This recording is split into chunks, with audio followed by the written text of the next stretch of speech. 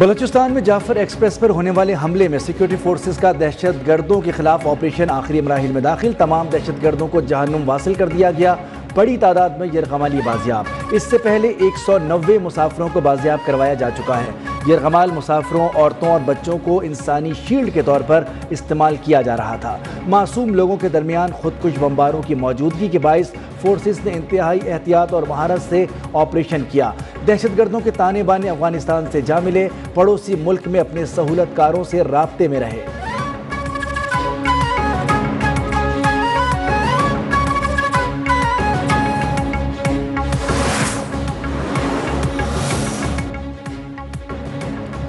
دہشت گردوں کی بربریت سے 21 مسافر شہید ہوئے، ایف سی کے 4 جوان بھی وطن پر قربان۔ سیکیورٹی فورسز کے آپریشن میں تمام 33 دہشت گردوں کو جہنم واصل کر دیا گیا۔ دہشت گرد مسافروں کو ڈھال کے طور پر استعمال کر رہے تھے۔ دہشت گرد افغانستان سے رابطے میں تھے۔ D G I S P R lieutenant general Ahmed Sharif Chaudhry کا کہنا ہے کہ ریلوے حکام کے مطابق جعفر ایکسپریس میں 440 افراد موجود تھے۔ ریلوے ٹریک کو دھماکے سے اڑا کر جعفر ایکسپریس کو روکا گیا۔ پاکستان ایئر فورس نے بھی پروفیشنل طریقے سے آپریشن میں حصہ لیا۔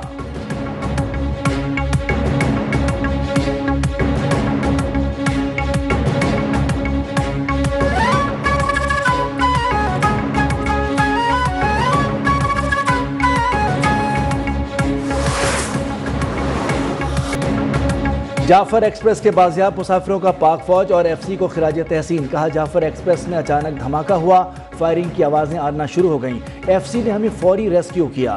دہشت گردوں کی قید سے 150 سے 200 مسافروں کو بازیاب کروا لیا گیا۔ یہ فوجیوں اور ایف سی والوں کی ہی ہمت تھی کہ ہمیں بازیاب کروا کر بحفاظت یہاں پہنچایا۔ امن و امان کے پیش نظر پشاور جانے والی جعفر ایکسپریس 3 دن کے لیے معطل، کراچی آنے والی بولان میل بھی معطل کر دی گئی۔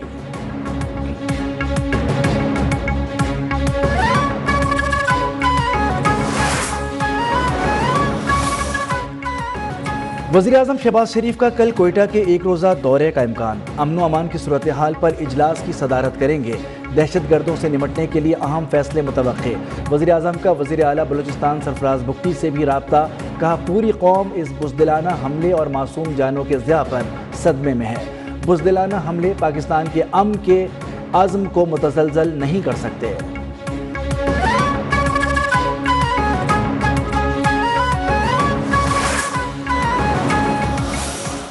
لوگوں کو ٹرینوں پہ حملہ کرتے ہیں، معصوم عورتوں کو مارتے ہیں، بچوں کو مارتے ہیں، ان کو یرغمال بناتے ہیں کہ 1 انچ ٹیریٹری ہولڈ کرنے کی طاقت بی ایل اے یا یہ جتنی بھی دہشت گرد تنظیمیں ان کے اندر نہیں ہے۔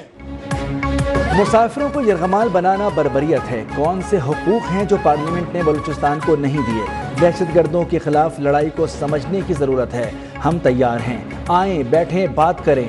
وزیر اعلیٰ بلوچستان سرفراز بگٹی کا اسمبلی اجلاس میں اظہار خیال، بولے کالعدم بی ایل اے بندوق کے زور پر اپنا نظریہ مسلط کرنا چاہتی ہے۔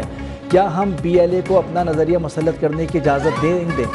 معصوم لوگوں کو قتل کرنے والوں کو کسی صورت معاف نہیں کریں گے۔ امن و امان سے متعلق اجلاس میں بھی دہشت گردوں اور سہولت کاروں کے خلاف سخت کارروائی کا فیصلہ۔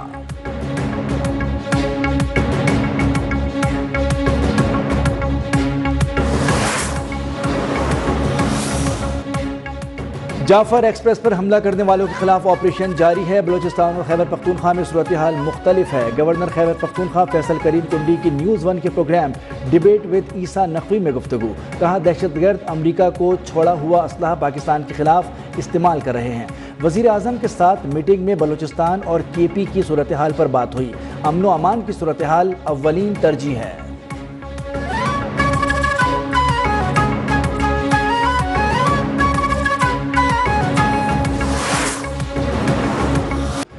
فوجی عدالتوں میں سویلین کا ٹرائل کیس، سپریم کورٹ آئینی بینچ کے سربراہ جسٹس امین الدین نے ریمارکس دیے کہ فریقین کے وکلاء نے کہا انٹرا کورٹ اپیل کا دائرہ محدود ہے۔ جسٹس محمد علی مظہر بولے یہ آئینی بینچ ہے، کوئی ہائی کورٹ نہیں کہ دائرہ سماعت محدود ہوگا۔ جسٹس جمال مندوخیل کا کہنا تھا کہ کسی فوجی اہلکار کے کام میں رخنہ ڈالنے کا جرم انسداد دہشت گردی کے ایکٹ کے تحت آتا ہے۔ 9 مئی واقعات میں دوسرا جرم آفیشل سیکریٹ ایکٹ کے تحت آتا ہے۔ کیس کی مزید سماعت کل تک ملتوی کر دی گئی۔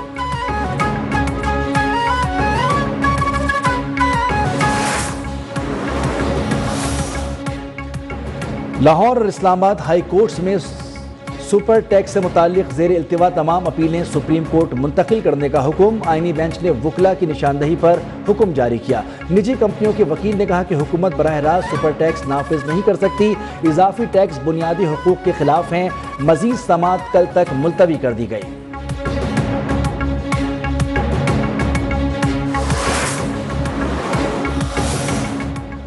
آئی ایم ایف نے خصوصی سرمایہ کاری سہولت کونسل کی طرف سے بین الاقوامی سرمایہ کاری منصوبوں پر ٹیکس استثناء کا مطالبہ مسترد کر دیا۔ آئی ایم ایف حکام کی وزارت خزانہ اور ایس آئی ایف سی حکام سے ملاقات۔ بریفنگ میں بتایا گیا کہ ایس آئی ایف سی سرمایہ کاری کے لیے ایک پلیٹ فارم مہیا کر کے پل کا کردار ادا کر رہا ہے۔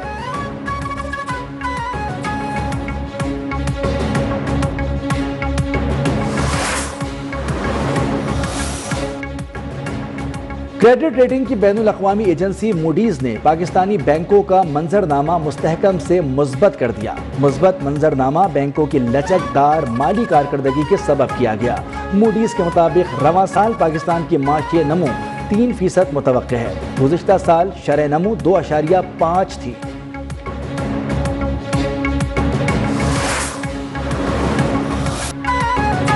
وزیر اعلیٰ سندھ مراد علی شاہ نے حکومت سندھ کی 1 سال کی کارکردگی رپورٹ پیش کر دی۔ کہا سندھ حکومت نے 1 سال میں مختلف منصوبوں پر کام کیا۔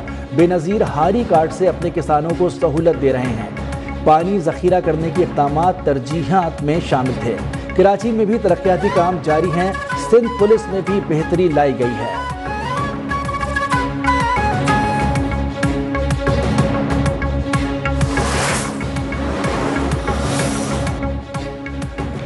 سندھ کے سینئر وزیر شرجیل انعام میمن کا برطانوی ڈپٹی ہائی کمشنر ڈیرور سے ان کی ملاقات۔ صوبائی حکومت کے اقتصادی منصوبوں اور دیگر اہم امور پر گفتگو۔ شرجیل میمن کہتے ہیں کہ حکومت سندھ کی جانب سے پاکستان میں پہلی بار ای وی بسز شروع کی گئیں۔ خواتین کے لیے الیکٹرک بائکس کا منصوبہ بھی منظور کیا گیا۔ ملازمت پیشہ خواتین اور طالبات کو مفت ای وی بائکس دی جائیں گی۔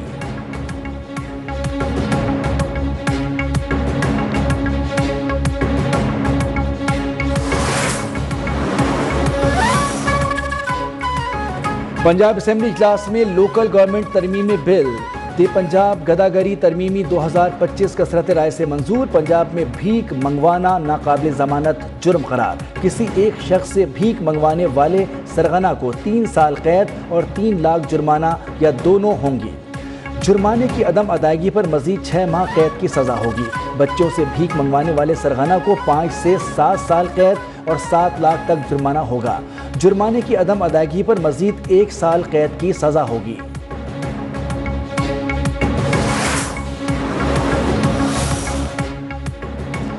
وزیر اعلیٰ پنجاب مریم نواز نے ٹی ڈی سی پی ڈبل ڈیکر بس کے کرایوں میں اضافہ مسترد کر دیا۔ لاہور کی سیاحت کے لیے 3 روٹ پر چلنے والی بس کے کرائے میں اضافے پر اظہار ناپسندیدگی۔ کرایوں میں اضافے کا نوٹیفیکیشن واپس لے لیا گیا۔ ٹورزم ڈیولپمنٹ کارپوریشن پنجاب کی سائٹ سی آن لاہور بس سروس کے کرائے میں 200 سے 500 روپے تک کا اضافہ کیا گیا تھا۔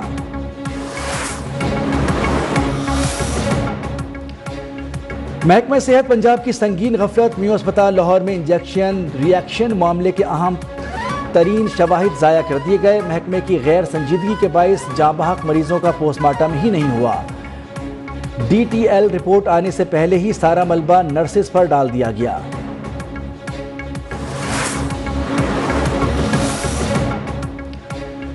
محکمہ صحت پنجاب کی سنگین غفلت۔ میو اسپتال لاہور میں انجیکشن ری ایکشن معاملے کے اہم ترین شواہد ضائع کر دیے گئے۔ محکمے کی غیر سنجیدگی کے باعث جاں بحق مریضوں کا پوسٹ مارٹم ہی نہیں ہوا۔ ڈی ٹی ایل رپورٹ آنے سے پہلے ہی سارا ملبہ نرسز پر ڈال دیا گیا۔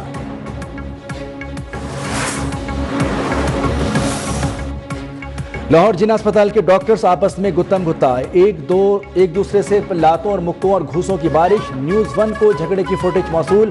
جھگڑا ینگ ڈاکٹرز کی پریس کانفرنس سے قبل تلخ کلامی پر ہوا۔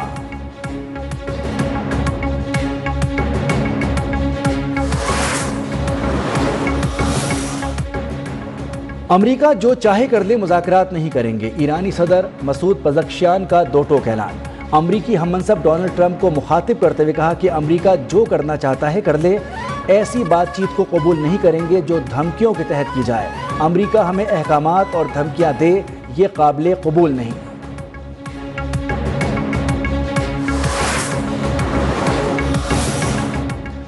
پاکستان کرکٹ ٹیم سلمان علی آغا کی قیادت میں نیوزی لینڈ روانہ۔ پاکستان اور نیوزی لینڈ کے درمیان 5 T20 میچز کی سیریز ہوگی۔ پہلا T20 اتوار کو کھیلا جائے گا۔ بیٹنگ کنسلٹنٹ محمد یوسف نے اسکواڈ کے ساتھ جانے کے لیے دستیابی ظاہر کر دی۔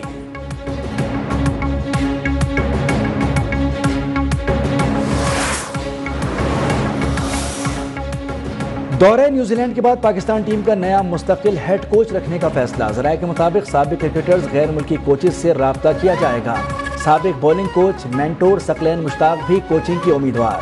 پی سی بی نئے ہیڈ کوچ کے لیے باقاعدہ اشتہار بھی دے گا۔ دورہ نیوزی لینڈ کے لیے عاقب جاوید کو ہی عبوری ہیڈ کوچ بنایا گیا ہے۔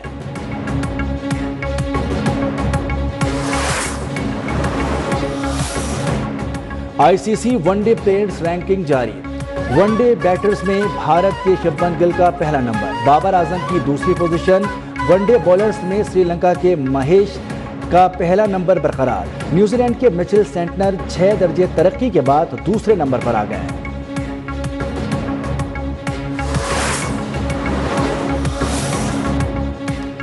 آئی سی سی کا مطلب Indian cricket board. Andy Roberts ہر جگہ بھارت کو فائدہ پہنچانے پر برس پڑے۔ کہا بھارت کو گزشتہ برس T20 ورلڈ کپ میں بھی فائدہ تھا، پہلے سے علم تھا کہ اس نے سیمی فائنل کہاں کھیلنا ہے۔